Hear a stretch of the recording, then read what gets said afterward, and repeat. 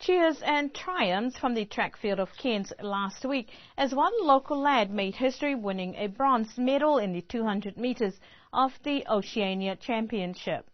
Michael Jackson Jr. achieved the impossible against some of the region's best, including New Zealand and Australia, under 20 competitors to put Niue on the map. Even better ending on to the championship, Niue's relay team, Lisiho Leolahi, Michael Jackson Jr., Bonifacio Kapanga, Xavier Niofa got a wonderful surprise at the presentation ceremony when they were awarded gold medals for their win in the 4x100 relay last week.